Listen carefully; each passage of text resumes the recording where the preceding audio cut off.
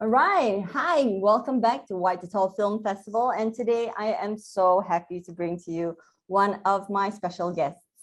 So he is the founder and managing director of Growth Marketing Studio, mentor for Hope, and also my good friend and my mentor as well, Thibaut Briere, who's been eating, sleeping, and breathing B2B business growth and marketing in the past 15 years and helped startups in Southeast Asia region with defining the digital marketing presence and innovation strategies to get an advantage in this new age of the digital transformation. So without further ado, Thibaut, thank you for joining us at White to Tall Film Festival. It's awesome. Thanks for having me. It's great to be here. So I really want to find out a little bit more about what you do. Like, why am I interviewing here? Can you please share it with like our audience? Yeah, so what I do is, well, I mean, you said it all. I help young entrepreneurs, early stage startups with marketing and growth in Southeast Asia. And the reason I do that, I guess, is I think marketing it can be super cool. You can do great things, but there's also, a bit of crap going on in this space. And it doesn't really matter if you're like a corporate, you just waste money, whatever. But when you're a young entrepreneur or a young startup, it's just so frustrating to see these guys, wasting resources and money, or making mistakes that can be costly down the road. So I guess, yeah, that's why I decided to focus on this target. And I guess there's a lot of ideas, a lot of creativity, lots of yeah, they all want to change the world, and there's so much passion and energy. So that's what keeps me motivated. So yeah, so basically I help them with marketing all across the region, and there's the challenge they have. Usually they don't have a lot of resources to do it, right? So I like this sort of we need to do it. We need to do a lot with not much, right? And it all comes down to what you have inside yourself. So it's not about the tools you're going to buy or who you're going to hire to do your marketing. It's not how it works. It's like, hey, it's just me, right? So how do I get started? How do I, where should I start, right? So it's a lot about, what's your mission? What's your, what's your story? How do you want to convey the story, out there in the world? Yeah, so that's what I do. I'm just loving it. It's great. Oh, Thibaut, you're saying all the keywords. I mean, what's your story? And, what's your mindset? Because that's basically what you're saying, isn't it? It's about shifting that mindset into using what you have, all the resources and the reserves that you have, into creating something. And that's the keyword, isn't it? It's creation and being creative about how you're marketing your ideas to getting it out there. And all these ideas that you're highlighting to us, it's like, yes, they're all trying to change the world because, they're the energy, they're the youth. But I also love your tone. I mean, I'm getting onto your LinkedIn page, and the first thing that I see in the banner right across the top is cut the crap. You're using the language of the youth. Now, how do you get into this?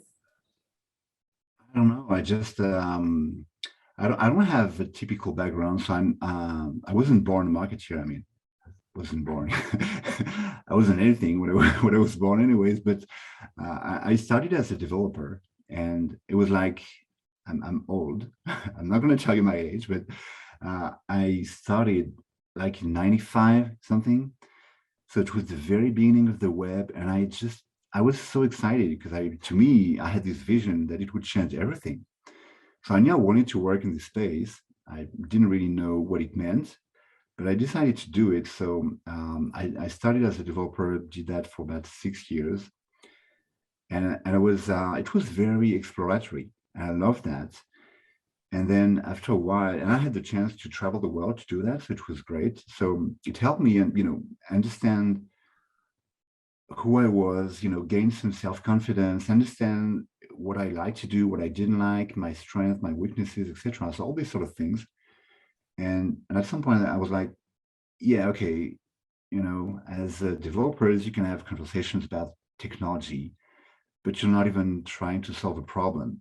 and that was super frustrating to me. So at some point I changed, and I was working for a startup that was acquired by Nokia, by this giant company Nokia, and so I changed job and I set up an innovation lab for them. So helping basically Nokia working with startups. It was interesting because I was like, okay, I want to start from the problems that I see, in people's life, and then find a solution based on some innovation from startups. So I changed jobs, worked on this innovation lab, and I was really like a tech evangelist. And it was super fun because I mean, nobody understood what I was doing. Seriously, it's like, what is it, evangelist? What are you paid for? I'm like, yeah, there's things happening in the world, and you need to see that. You need to understand that. And I didn't know there was no job description for that, so I had to invent it. It was kind of a first defining moment for me because I was like, okay, here's what I like, here's what I know how to do, and what do I do with that? So I'm very grateful. I had a good boss at the time who offered me, the platform to have the freedom and define my own job.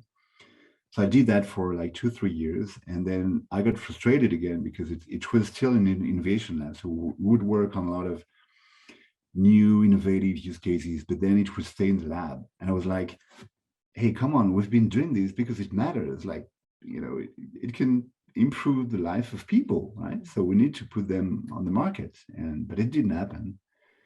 So that's when I moved to marketing. Say, I need to learn, how do you take something, an idea, turn that into like a prototype, an MVP, something, and then put it out there on the market so that people can use it, right?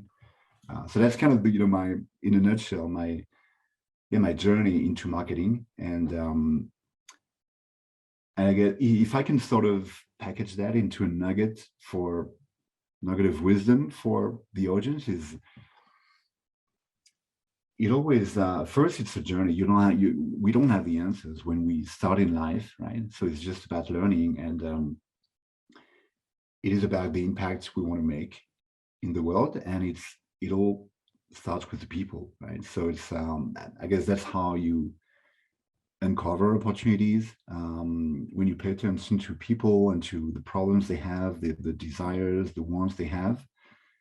That's how you can talk to them and tell a story that is going to matter to them. And once you have that, it's kind of a platform, it's a conversation with your customers, your audience, whatever you want to call them. But once you have this conversation, then you can do something. But if you don't have this conversation, there's no marketing that can happen. There's no idea, there's no flow, there's no energy. So yeah, I guess that's my my story in 5 minutes. No, that is so inspiring. I mean, especially when you were talking about the part where you travel the world to gain experiences, to find out first about yourself.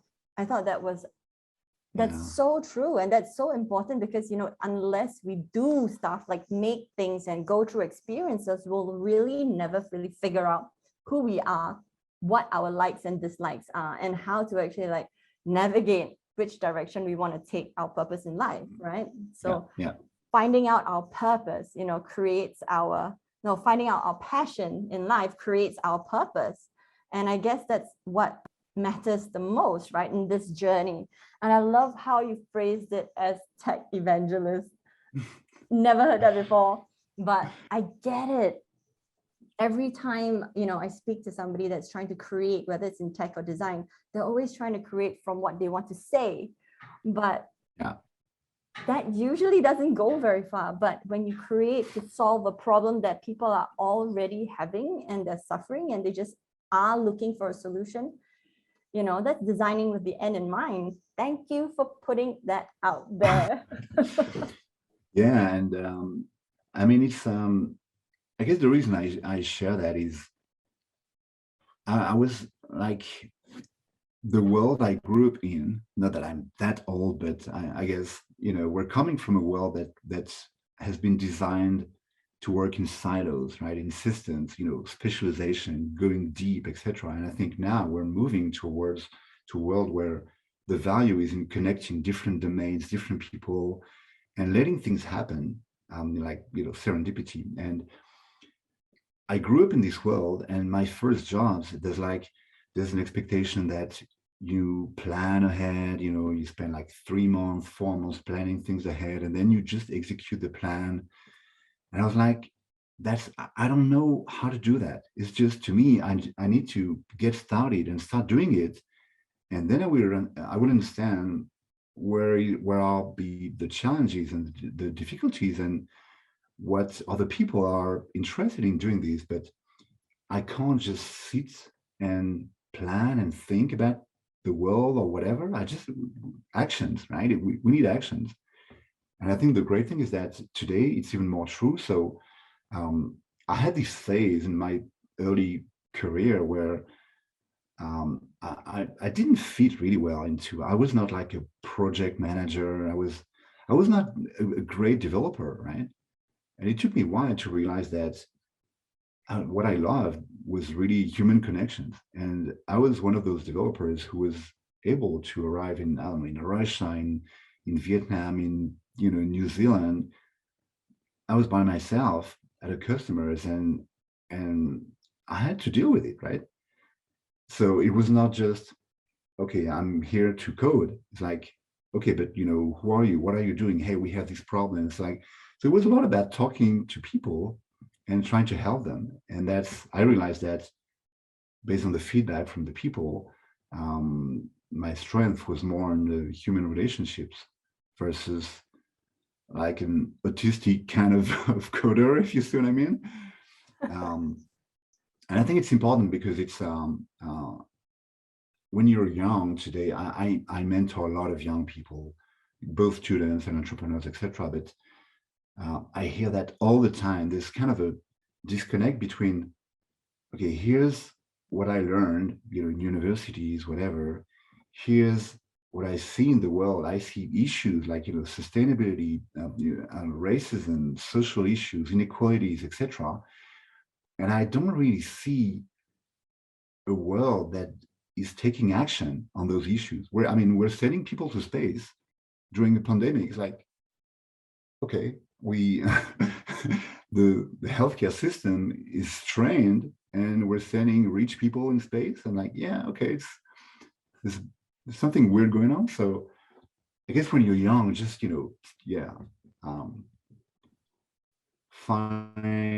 find your story, find your motivation, find your passion, and you should sort of have zero tolerance with that.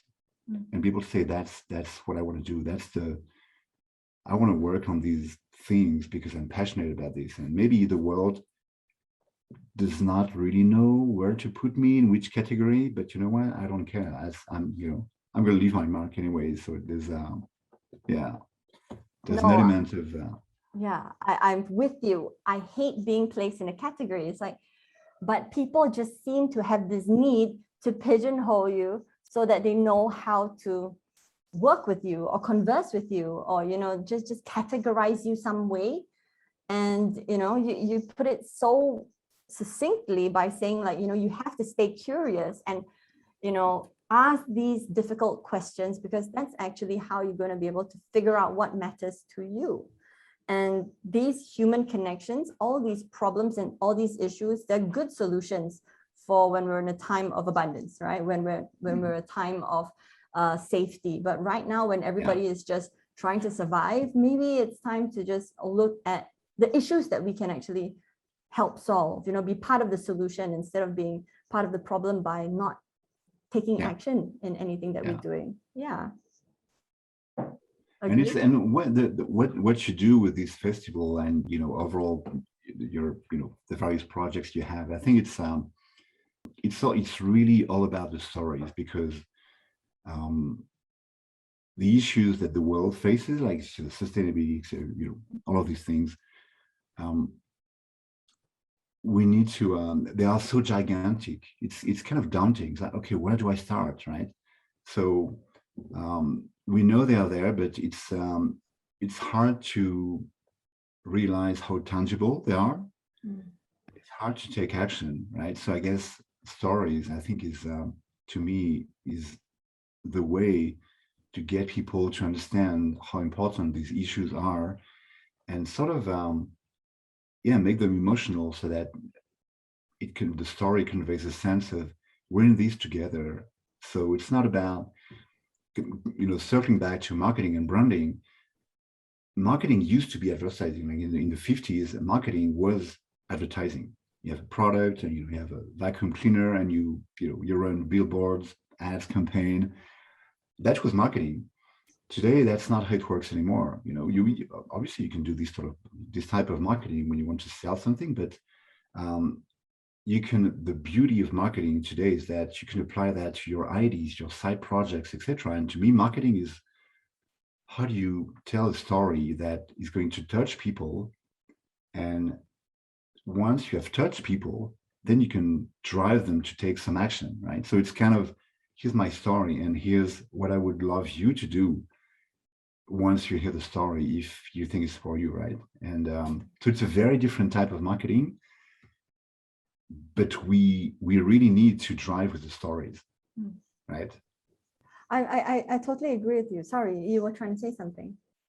No, so that's why what you're doing matters. I mean, this Oh. this festival, it is about, yeah, becoming better at crafting stories and then trying to push the stories. Once you have a story, you need to tell it to the world over and over again. So No, oh, thank you for saying that. Thibaut, you're speaking to my heart. I mean, at the end of the day, it really is all about, telling people stories and looking for a way to connect to people. It's about connecting people through examples of inspiration or warnings, right? And that's what storytelling is all about. But, I'm bringing this back to what you said earlier on, and, about the tension in marketing today. Why is it so important for our youth to pay attention and know this? fundamentally, marketing is about differentiation, right?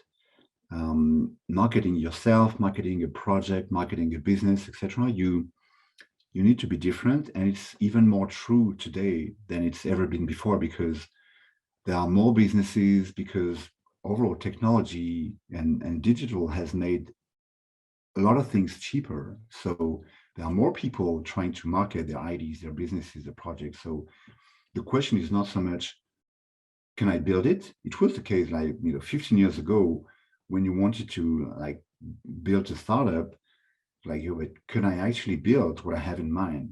Is the technology ready? Now it's not the case, and it's not a question anymore. It's, I know I can build this, right? Technology is cheap, I can do it.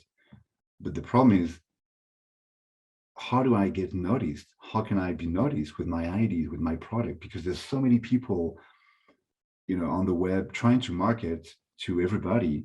So that's the key. That's the key, fundamental, super important aspect of marketing. You need to be different. So that's one. And the way to be different is by letting your personality shine through your story. So it needs to be a very emotional type of marketing that you build for yourself and for your project, which is very different from what it was in the past. Marketing was about, okay, we list the features of a service or a product. Today, nobody cares about that, right? It's just we want stories, right? So again, the type of marketing that you need to do, it has completely changed. And driving with story, I guess the key, if I have something to tell to the audience, is that the tension that I see is, I get asked a lot, give me some growth hacks, right? And so it's like, think about magic recipes, give me something to do, I'm just going to do it, and then tomorrow morning I'll have 100K followers on my YouTube channels or TikTok account, whatever. But it's not how it works. So today, the best growth hacks, in a way, and it's not a magic recipe, it's about just finding your own voice. It's about understanding the psychology of people and really narrowing down your focus on the people you want to touch so that they take action, so that they take the action that you want them to take. So it's not a growth hack, but it's really about understanding the psychology of who you're talking to, understanding the human behaviors, what drives people to take actions. And I think from what I see in marketing in the past years, and especially with the pandemic, um, the whole marketing trends are coming back to that. What's your story? What do you want people to do? How do you understand people? How do you use words, whatever the final format, I guess, when you write a video, you start with a script, etc. So words in, how do you structure your thoughts, and how do you make sure that you convey a message that drives people to take action? So I guess it's a trend that I see a lot in marketing, going back to the fundamentals of marketing, of storytelling, psychology, and human behaviors. You took the words right out of my mouth, by saying that, it's about growth and talking about that personal brand, because everybody's brand is different, and that is how you stand out. It's not about creating a marketing that has a formula to help you stand out. No, it's about being authentically you. And that's how you stand out, because then everybody wants to see an authentic person. But we can see through all the fluff of advertising, and we know what glosses over. So now it's all about the realness, in design, the realness in videos, the raw truth. And, even this Zoom call that we're having right now, it's authentically us, right? And this is just how we're trying to use technology to help move our agenda forward, and when you say connect, listen, and give them what they want, and that's basically your growth hack. Yeah, it's kind of, I could go on and on, but sometimes, like, typically when I work with traditional businesses, like, not creators, etc., but business and profit and loss, etc., and like typically when they run ads, they are looking for profitability. So say, okay, I spent like $2,000 on these ads this month, and here's what I got, number of leads, etc. And how can I improve that? And oftentimes these people forget that if you see an ad from a business that has no story, no branding, it's very costly to make these ads work, because it's like, okay, I'm just going to click this and maybe I'm going to buy your stuff if I need it. Yeah, there might be some efficiencies in that, but if I know the brand, because there's a story, because there's a voice, because I know the people behind this brand, the people behind the businesses, and I know what they care about, etc., people are more inclined to click those damn ads and buy the stuff because of the branding, right? So the pure branding, inbound storytelling aspect is really how you you sort of prepare people to take action when they're ready. So even in traditional businesses, talking about the performance of your ads, it's like, hey, but you don't have any story. You're just selling these things. You just want to make a profit, and there's nothing wrong with that. But if you ask me how to improve the cost, lower the cost of your ads, like, explain to people why you're doing this and why they should buy from you versus the competition. Otherwise, it's just a battle of budget.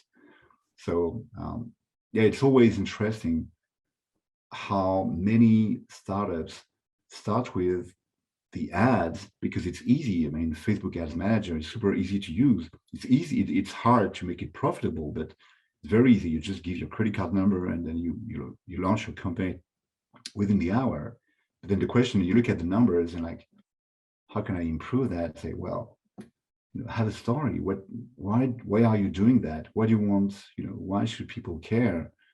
And if you don't have that, then it's hard to run ads profitably. So yeah, I mean, you said it right. Why should people care? And that kind of sums it all up, right? Your marketing is all about why should people care about your brand, because people follow people. People don't follow facts and statistics and benefits, because everybody is pretty much having the same device. maybe something a little bit more efficient or something a little less, cheaper. But at the end of the day, it's people want to follow people, and the idea and the core value behind what they're trying to say. I think that's just so important that you said that, because people are still looking at the old metric system of, measuring their performance. But right now it's totally different. So what matrix should we follow? Well, so it's I'm going to answer that. Maybe it's not the answer you want to hear, but I mean, I don't have a number. I don't have like a typical metric and number. But the way I think about this is, take the themes of sustainability or racism, social inequalities, etc. All of these things, like, we know about climate change for decades. So it doesn't matter anymore to say that, temperatures have increased by, 2.5% over the last 23 years, whatever. We don't need facts and numbers, right? I guess the way I think about it is, it's just, I mean, we're thinking about the planet, and I'm an individual, so it's just too big for me. So I need to know that I'm not alone. So there's a kind of, community and starting a movement that, I guess, is, again, back to my point on human psychology. If you're telling me that your temperature increased by 2.5% over 20 years, it doesn't translate to me into anything tangible, right? It doesn't help me understand the problem more, and it doesn't help me take action more. Whereas if you're telling me a story, here's the problem with, actual pictures of things happening, and then, here's where we can start, because that's going to have an impact, and trying to create a movement. So focus on the group, right? Taking an action collectively, for instance, then that's going to speak to me. So to your question about the kind of metric, I think it's the type of marketing that can be very effective is to think about audience and audience building. So how do you build an audience? And what's interesting is that to me, it's marketing, but if you think about, like, theaters, etc., they have been building audiences for centuries, right? Like writers, novelists, etc. You're building an audience, so you have a story, you have your view of the world, and you share it. You need to share it. That's the key thing. And we talked about it before, but it is very important that as creators, that you turn your ideas into tangible projects. They don't need to be finished, but they need to be tangible. And once you have this project out there, your portfolio exposed, etc., this is when people can react to that. But it needs to be real. So you need to have your portfolios, all of your ideas out there in the wild, so that people can see them, can understand them, can react to them. And to me, that's kind of the metric you should be looking at. If you have, I don't know, 3 projects, whatever it is, it can be like a TikTok channel on, trying to promote some cool projects tackling sustainability issues in the Philippines. It can be like I don't know, a YouTube channel on social injustice in Myanmar, whatever it is. That's what I mean by a portfolio, right? And once it is out there, you have a way to measure the traction that each of your portfolio ideas has, and that's kind of the metric I think you should be looking at. So it is very iterative. It's a lot about trying many different things,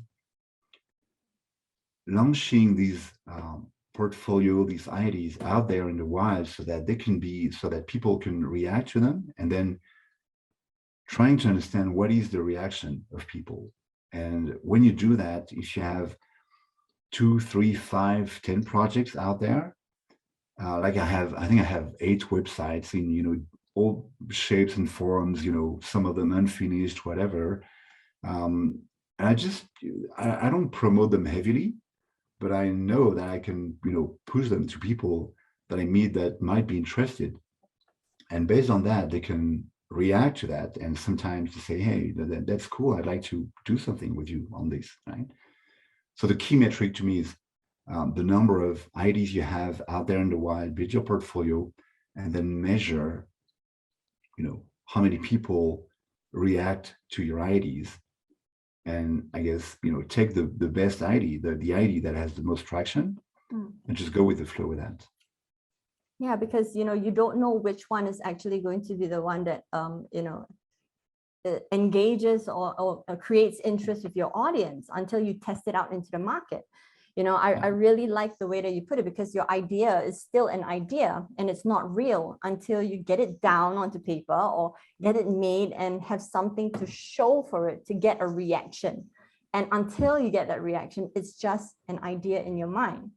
And it's not really real, right? And, I love how you talked about this entire process about creating a portfolio, and it doesn't have to be done. It just has to be out there so that you can use it and test it with your audience and get people's reactions to find out what they think about it. Because until that happens, it's still just, it's not really even a proof of concept until you know what your audience thinks about it. It's still just your own idea of how it can communicate with the rest of the world. I mean, that's exactly what Co-Curator is trying to do as a platform, to be a space where it's safe for you to put work in progress that you can continuously go back to the album to just keep updating it as well. And I think it's super. So you're really putting your finger on the thing that matters the most, I think, because when we say putting your portfolio out there, you need to have the right mindset, which is, maybe people will tell you it's just crap, right? And maybe people will tell you, yeah, that's an interesting topic, and I get what you're saying, but I actually completely disagree. So it's not that it's crap, it's just, I think it's the opposite that is true.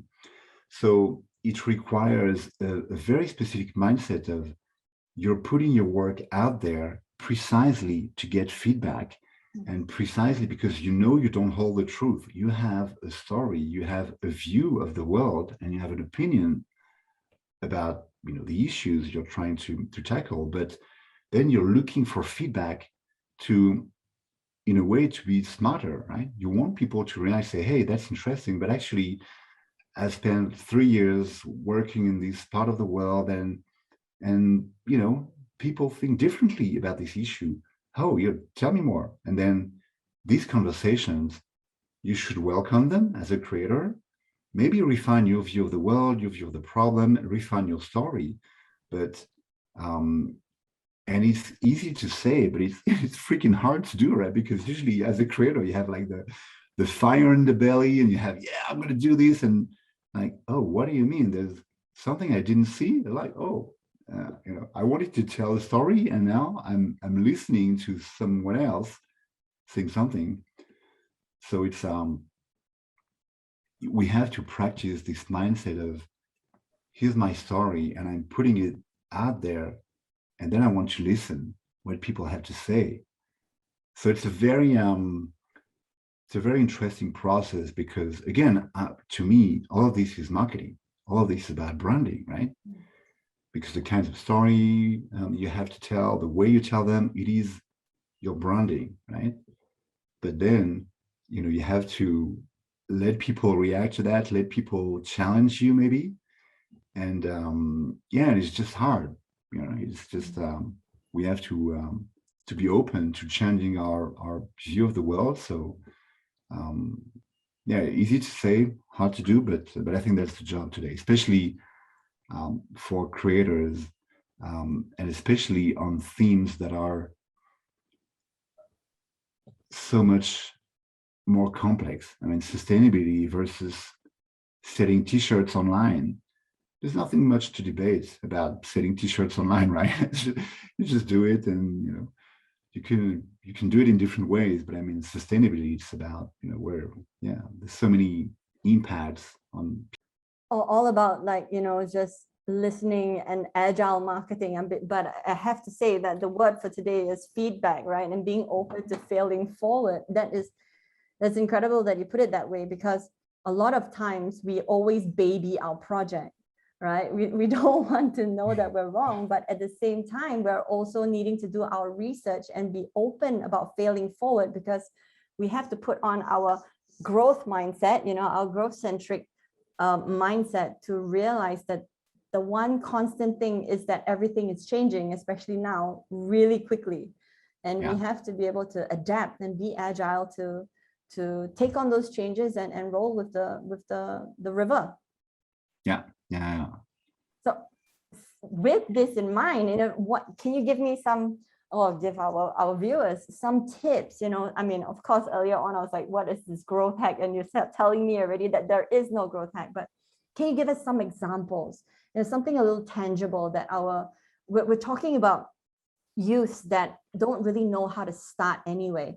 And we're, part of this reason that we're having you here with us today, thank you, Thibaut, coming all the way from France, might I add, right now, but at the same time also, we're having a little bit of a lag, but that's also because you're being so generous of your time, coming back to us in France. But share with us, these students, how they can push these films out a little bit better so that, they can get more votes.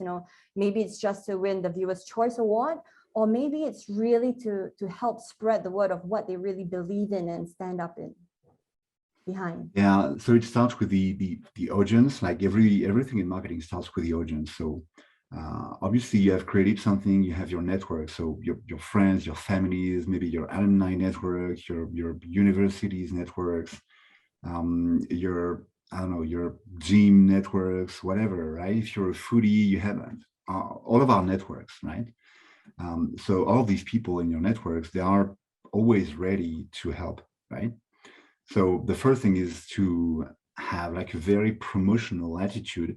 You've put in the work to create this thing, and in this area of marketing that's called content marketing, there's this rule which is usually spending 30% of the time creating a piece of content, so video, whatever it is, and then 70% promoting it, right? And if you look at the whole film industry, for instance, look at the amount and the billions of dollars that go into promoting every film, right? So I think it's about realizing that once you have created a video, basically, if you have spent 3 hours working on a video, you should spend 7 hours just promoting it. So going into all the Facebook groups and Telegram groups and going to the gym, to the cafes, whatever, say, hey, I've done this, just have a look and give me your vote, whatever. So again, it's no growth hack, but my point is we have to take, if you want to do marketing, if you want to market your videos, your product, your project, you have to take the time and put in the time to do it, right? There's no shortcut there. So the first is take the time and be very promotional and proud of your work, right? Start with your inner circles and ask them to spread the word. So that's one. The second thing, if you think about social media, obviously it can be a good platform to do that. It's be realistic. Like we all think about just something going viral. In practice, it rarely happens. There are ways to sort of to try and trick the system, but so typically, if you see a huge piece of news, you have tactics that sometimes you can surf this wave of news. The trick is you need to, again, go back to the audience and choose news that are relevant to the audience and news that are relevant to your topic, right? So don't go serve some whatever stupid video about this guy, handling this snake or whatever, just to promote something about social inequalities, right? Yeah, and again, we talked about the tension in marketing. It happens all the time. Some crappy marketing tactics. Don't do that. But if you can find a way to understand, okay, I'm talking about plastic pollution in the oceans, for instance, but that's my theme, and I have this video about this topic, and who cares about these sort of things? You can find many different kind of communities and networks that care deeply about that. And maybe there's some news in this space that you can sort of leverage and piggyback on to gain more reach about when as you promote your ID, um, especially for the kinds of issues of the WTF festival. I think everybody, I mean, there's not everybody, but most of the people care for these issues, so they are ready to help spread the word. But the thing is, they're not going to do it if you don't ask. So ask them, hey, I don't know you, you don't know me, but here's what I have. I have this video, it would mean the world to me if you could spread the word to your circle, share it on your socials.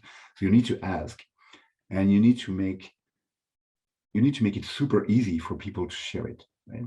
So again, it has to be a super concise message, very clear instructions. And once you ask people and you give them super simple instructions, then that's how people start sharing. So that's another tactic that you should be using. Then the two remaining ones, I would say, one is think about ecosystem, right? There's many people, many companies, many NGOs trying to tackle the same problems as you are. I don't know what problems you're tackling, but that's the reality. Whatever business you're in, whatever topic you want to talk about, there are many people trying to talk about the same thing. So it's about how can you partner with all of these people and have like a broader story, or say, hey, I have this piece of the story with this video that I did. Can you guys promote it? Because we have the same audience. We bring different pieces on the table, right, for this audience, but it's part of the same bigger problem. And I think it's usually this type of marketing, it works because you're finding partners who will promote. So it's not like asking people to share your video, right? It's about a partner who understands what you're trying to do. They have an audience, so it can be blogs on the same topic, or TikTok channels or newsletters, whatever it is. It can be like even government associations, etc. All these sort of things. So list all of the associations and organizations that care about the same cause. Reach out to them and say, I have these. We are working fundamentally on the same issues. So it would be great if you could promote that. And obviously, I'm ready to sort of promote your projects, your content, whatever it is in return. And when you do that, you have more reach because you use the reach of this association.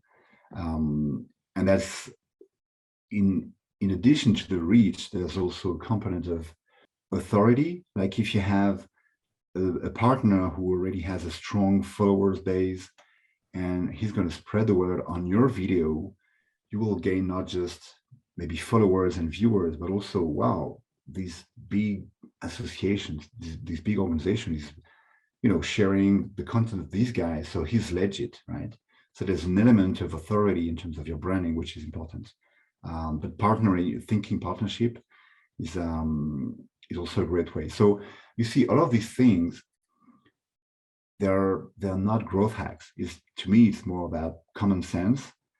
Now, there's a component of marketing which is more about the tools you have at your disposal to sort of automate these sort of things. So if you want to send mass emailing or automating some actions on social media, so there's tools like Zapier, Phantom Buster, all these tools, you can use them to automate these IDs that I mentioned. It's like if you want to reach out to 50 partners at the same time, you just prepare one email, you craft the email, right?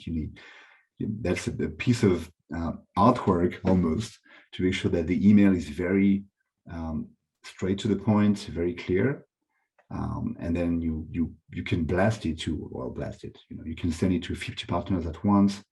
So there's ways to automate that, which are more of along the lines of the growth hacks. But yeah, that's how we do it. No, that's really amazing. I mean, basically, you're talking about automating these actions. And it's so true that if you leverage on these, thinking partners and these organizations that have already been talking to the right audience for the longest time, and you're leveraging on their, network and, shouting out on their platform. This is the best way that you can reach your right audience to be, your sounding blocks, or to be great feedback partners, to be able to give you better insights into what you're trying to do. So, just ask, because if you don't ask, the answer is always no.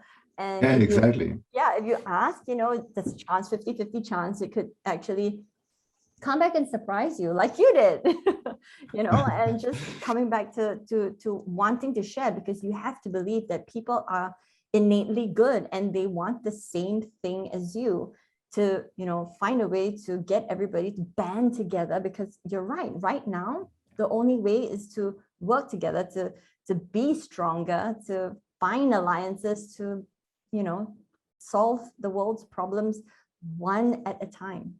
Yeah. And it makes me think of whenever you promote something, there's like, people want to be educated or entertained. In marketing, we often say that, when you communicate with someone, either people have to learn something by, watching your video, etc., or they have to be entertained, just have a laugh. And so you can use those two things, those two elements, when you try to promote and when you try to get people's votes on your video. It's about, so you can, I don't know, you can organize some memes contests on your on the subject that you care about, and asking people to contribute, right? So it's always about this, offering a platform for feedback, so that people can contribute by sending their memes, or, I don't know, sharing their thoughts as well. So when you post something, always try to be thought-provoking, so that people react. I think one of the biggest mistake in marketing is to try and be polite, be very consensual. You don't want to make waves, and so you're saying something that it's not true, but it's not untrue, and nobody can't really agree or disagree with it, because it's very polite, very flat. When you do that, well, nothing happens. Whereas if you're like, hey, this is happening, and we need to do this, and I think that's X, you will have people saying, what do you mean? It's not true.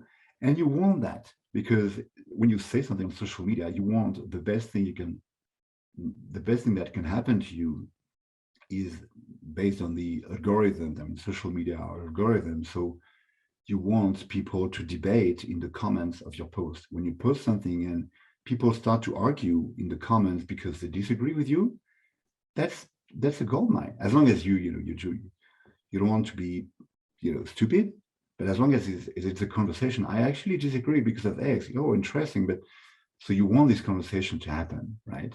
The algorithms, they like that, so they're going to show your post more to more people. So don't be polite in your promotion of your video. Try to be very polarizing, so that people can say, I just love this. Thank you for saying that. Nobody says it, and you finally said it. Thanks. Or, what do you mean? It's not true. You want this type of reaction. That's really cool. I mean, it is going to be a little bit scary, the first time you try to do that, but at the same time, I guess it's also to create that discourse, that conversation, because people are too polite in Singapore, where we disagree, or we agree, but we don't really want to say anything because we don't feel that it's our place to step on anybody's toes. But if people don't talk about like serious issues, like, for example, mental health, and thinking that it's something that's still a taboo when it's really not, then people will not be able to benefit from knowing that it's okay to talk about not being okay. For example, that's just one. But, there are so many things that we can talk about. And it's just having the balls to get out there and saying it. Yeah, I mean, it's there's this sentence in Startup Plan about, it's better to have 100 people who love you versus 10,000 who sort of like you. Because if you have 100 people who love you, they know you, they understand your mission, they understand what you're trying to do, and they love what you're doing, then you have something. You can reach out to them, you can ask them for help, ask them for feedback, etc. If you have 10,000 of people that, it's kind of cool, then they're never going to do anything with, maybe you have like 0.01% that are going to give you votes, and it's not going to get you very far. So I know it sounds counterintuitive, but focus on the quality of the feedback that you have and the quality of the relationship that you build versus I want the volume, right? Mm-hmm. Otherwise, you can, there's sites where you can buy followers, right? So if you want votes, it's I've been in those situations working on projects, and all of a sudden you have like 1,000 followers every minute coming out of India. Like, okay, what's going on? And then from Russia. So there's ways to to do these sort of things, but it's just stupid. It doesn't get you anywhere. So yeah, that's true. Focus on the quality and the engagement versus the blasting your message to people who don't care. Yeah. Polite versus polarizing, and engagement with people who care. Exactly. Yeah. Wow, you're really dropping all kinds of nuggets and gems, but I want to find out from you, what have you got going on? It's been so long since I actually spoke to you. What's your latest project right now? So I have several. I'm working with accelerators. Usually it's I like working with them. So they have a number of portfolio companies, and so they provide a lot of different kinds of services for them. So I'm working with accelerators to help their portfolio companies with marketing. So it's always interesting, especially in different countries. So in Korea, in Japan. So it's a way, and especially with COVID, it's a great way for me to still be exposed to new markets and take a deep dive into new markets. So there's that going on. There's a lot of content that I need to create to give master classes, etc., on different topics. And interestingly, branding and there's usually branding and growth hacking that come back a lot.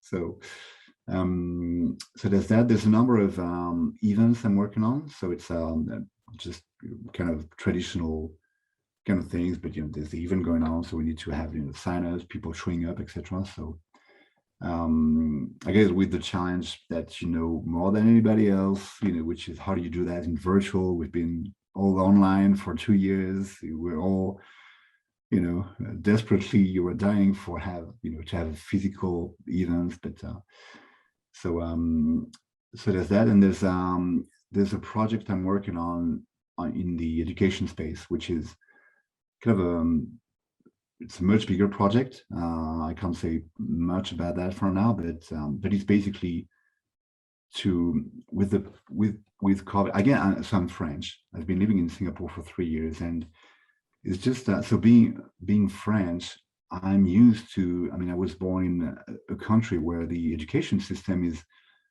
pretty good quality and mostly cheap, mostly free, right? Which is pretty unique. So there's, a tax system that's in place to support that. But when you're in Southeast Asia, there's so many countries that don't provide that to people. So if you were born in, I don't know, in Vietnam and Thailand, usually there's a lot of gaps in the education system. And it's super frustrating to me. I'm super grateful that I was born in France because I had that. But there are many people in the region in Southeast Asia that don't have access to that. But they are much more entrepreneurial than many people in the developing world. So I want to, give them more opportunities. And so this project is basically helping these people who don't have the chance that I had when I was in university and try to offer them opportunities to have internships, leveraging the remote opportunities, because now everybody knows it is feasible. And if if a young student in Vietnam can have an internship plus a very intense learning scheme obviously in my domain, which is marketing, but I'm working with a team on this project to offer different kinds of programs to tackle different subjects. So it's learning and getting remote internships. And yeah, we want to sort of address the asymmetries. You see people who are super hungry to do that precisely because they didn't have the chance to do it before. And now with COVID, it's like everybody's going online. So we have a chance to do it now. Whereas like, 4 years ago, you would talk to investors like, are you crazy or what? It's just, So anyway, long story short, it's a great project. I hope to be able to speak about it more in the near future. Wow, Thibaut, you're still the explorer, you're still the adventurer, and venturing into this education space for the D&I sector, diversity and inclusion. That's just so amazing. I'm so inspired. Thank you so much for sharing that. I think I have to take another call to talk to you a little bit more about how I can help in this area myself, because as you know, I'm all about education, and you've pretty much inspired me to take it outside of Singapore as well and share the courses that we also have, if it's going to be able to help other people. Always the inspirer, Thibaut. Wow. See what you've done. Cool. But yeah, I mean, why don't you challenge my youth? I ask this of every of my interviewees, so I'm not going to let you leave.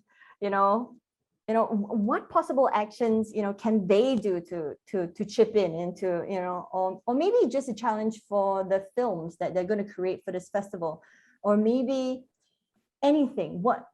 Give us a challenge. What challenge do you have for our youth today? I could name a lot, but I guess along the lines of all we talked about, have zero tolerance, really, and it is a challenge because we live in a world that likes polite people, etc. Again, so it is a challenge to have zero tolerance. Say, hey, I care about this issue, and that's a problem. So just you need to take action. You need to realize you need to do this, etc. So. And to me, it is like a personal journey for me as well. But have zero tolerance about the things you care about. Don't try to come up with some half-baked messages, it's kind of a problem. No, if it's an issue, just, put it out there. We need people to lead with, passion about the issues they care about. So then if I make it more tangible, more concrete, it's kind of, and back to the subject of the film festival is, what action can you take in let's say in the next 4 hours? And, what can you do? What can you post on social media, or what message can you send to your friends, your networks, to try and promote your project, whatever the stage? But if it's already out there, how can you what crazy action can you take in the next few hours, 4 hours max, to try and promote your project, your ID, like crazy, asking people to take the action you want them to take? And I think the reason I mentioned that is I see a lot of young entrepreneurs, creators, startups thinking about things that they might be doing, but then if you look down the road, taking the action, it's always a challenge. I guess it's easy to think about, wow, we could do these great things. We could go down the streets dressed as a panda to talk about endangered species, and then but just do it. It's easy to do. Just go to the store, rent this costume, and then just do it, right? But then, nothing happens. So the challenge is think about all the crazy things you can do to be noticed and to draw the attention of the people on the issues you want to care about and you want them to take action on. Wow, that's really asking them to step out of their comfort zone, but I love it. Yeah, exactly. Yeah. And the more, I mean, I'm still learning. I'm no better than anybody else, but I know that the more I do it, the more easy it is to do it. Right? At some point, you don't care. Yeah, I've failed a number of times, and it's just I don't care anymore. I'm still alive, and so Yeah, I think that would be the challenge. that is the real challenge, being able to take that or that mindset that it might not work out, right? You might fail gloriously, and but it's going to be okay because you're so young and there's so many more opportunities of being able to recover and redo, and reboot. And yeah, exactly. I love this idea about the next 4 hours challenge, because if you do that and you force yourself to just do that in the next 4 hours, whatever comes to mind, you're kind of accessing your gut feel to really finding out what is truly important or what matters to you. Because a lot of the time, Yeah, we have so many things on our mind and we don't know how to filter it. But when you just say, do it and get off your ass, put your name and put your ass behind what your words are saying and just do it in the next 4 hours, they really then streamline it down to what's really important to be able to take action. yeah, exactly. It's try things, but don't. I mean, yeah, let your ego at the door and just have fun along the way. And but I guess the more taking action is really the best advice that I can give. So that's why, yeah, the challenge is, what can you do in the next 4 hours? It doesn't need to, there's nothing perfect. So just go do it. I mean, there's this company called Thursday, I think, which is they have a dating app. So, simple business model, but obviously it's a business where you need the mass, you need critical mass. You have a lot of people downloading it. And they had this intern and she's killing it on social media. So there was, the curve. There was a day. So anyway, she was handcuffed in the streets on the pole, and she did herself, right? And there's like this big giant cardboard that says, "I'm a paid intern, and I need to get 1,000 downloads of our app today." And so she's handcuffed to the pole. It's like, my boss is going to free me once I have these 1,000 downloads. So it's just fun, right? So I mean, that was her ID. That's why it's fun, right? So there's no mistreatment or whatever, right? It's just an ID, and everybody sees that. It's kind of weird. Yeah, it's a simple ID, but at least they tried. It might have been a complete failure, but now she's like, she has, every time she sends something on LinkedIn, it's like 1,000 likes, and so these sort of ideas, don't think for 2 months. Yeah, maybe we could do this and execute it in this way. It's just, I have this idea. Okay, I'm going to do it like in the next 4 hours, and we'll see what goes. And then if it doesn't do anything, well, I'm going to have another one in the next 4 hours. But taking see action. how it goes. Yeah, take the action and see how it goes. I mean, but it sounds like, it's actually this huge balancing act, with zero tolerance and being playful and not taking things so personally.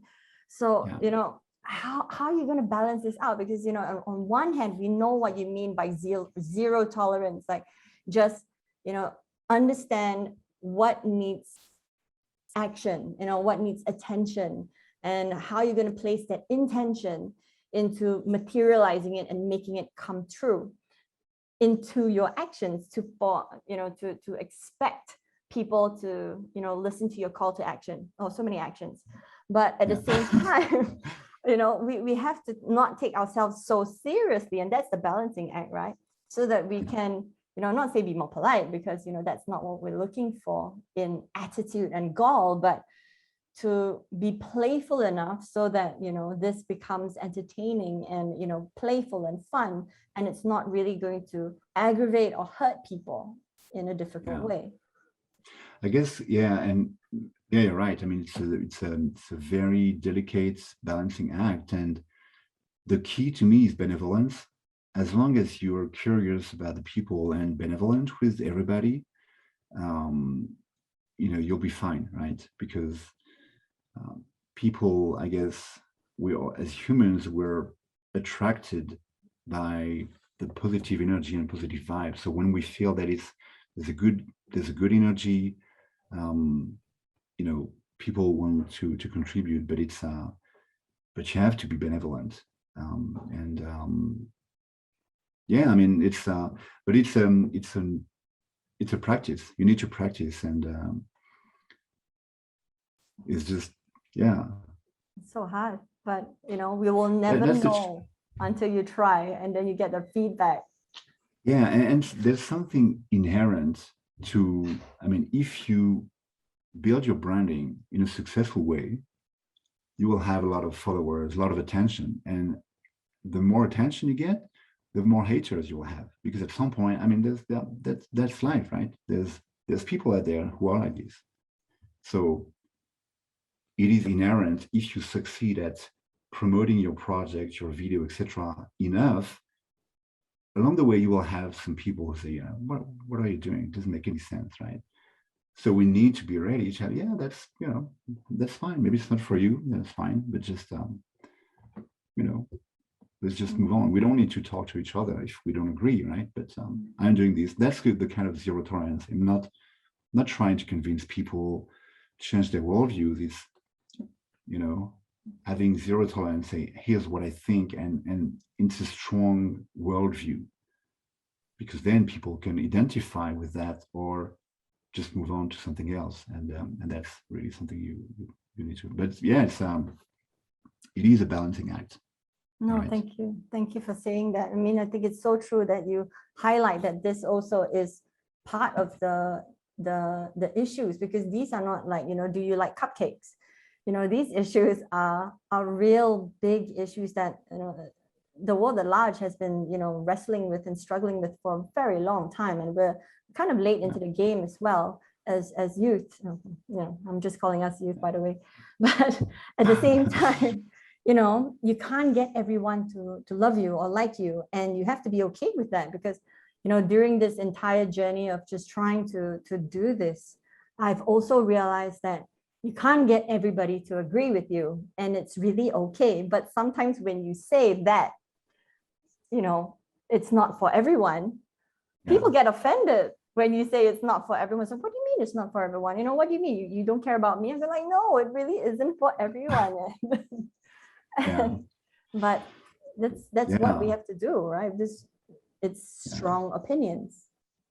Yeah, with strong opinion, have a strong opinion, and then focus on the people who agree with you, right? And then, the people who disagree, just, ignore them, and they're not, then different mindset, a different project, a different vibe. So just having a strong opinion is a way to detect and understand the people who agree with us and do something with them. I guess in a way, having that understanding that not everybody is in that same place, because everybody is in exactly where they're supposed to be, and having that differing in opinion is actually a mature way for them to be able to understand what matters to them at that point in their life. Maybe it's just not for them because of something else going on, and you will never know where everybody else is. But I wanted to just help other people say what they want to say as well, because that's the story. What's your story? And we want to make people share and come together, just like you, right? Yeah. Bringing, sharing vulnerably and transparently, and there's no expectation that we are like, that we don't have flaws, etc. All of our, I guess I think it's Obama who said something like, all of our loved ones, they have their flaws, and all of our enemies, they love their kids. It's no way. Yeah, we're human. It's about being human. So everybody has flaws. It's just the more we try to accept them and not try to hide, it's that's where the branding can resonate, because people can relate to them. It's like, wow, Elon Musk, what am I going to tell him if I meet him? He's perfect. Like, if you think that way, it doesn't work. So just being vulnerable, transparent, then people can relate to you. So Yeah, keeping it real. I think that's really wow. important. Yeah. Oh my God. I think Oh, we're gonna end on that. yeah, we have a sad ending, but it's optimistic, right? Yeah, no, it's optimistic because you know what? That's the only way that you're gonna be able to get your message out. And that's really Yeah. finally being truly authentically you in your messaging. And I think that is the best branding. And we're talking about how branding and marketing don't really mix, but that is how it mixes. So thank you. Wow. Thanks, So Chrissy. It's awesome. yeah, it's awesome. I'm conscious about the time. So any last words, for our viewers watching in? Any last words? I mean, yeah, don't wait. There's no action trumps words. So taking action, putting your projects out there in the wild, and yeah, just do it. I mean, it's I'm 48, and it's always one of the reasons why I do a lot of mentoring for students is just to, especially in Southeast Asia, is to keep grounded. Stay very grounded in what the world is. So it's just I guess the last word, if I can, I'm thinking out loud. Sorry, so it's a little bit messy, but I'm very inspired every time I meet like a new student, etc. And in 100% of the cases, I hear in their mouth, yeah, but I'm just so young. I don't know anything. So what can I bring, right? What can I help with? What value can I bring? And I guess my last word, don't think that way. Like, I'm 48. I'm doing this because I'm learning every time meet with a Vietnamese student, Japanese student, etc. There's so much to learn. So when you're young, you have an energy, you're going to leave your mark on the world much more than I will now. So trust yourself, and you have so much to bring to the world. So just just do it, and don't let anybody get in the way. Wise words. That really was inspiring. Let's leave it at that. So good luck, guys.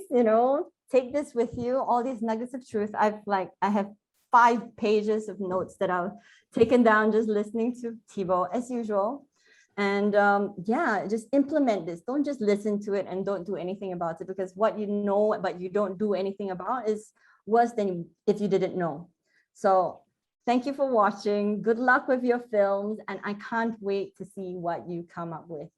So post, thank you guys, share, and please add all your portfolio to Co-Curator as well, the platform for you, Creative Network. Thanks, Thibaut. Thank you. Thanks, Chrissy. Thank you, guys. Bye-bye. Bye.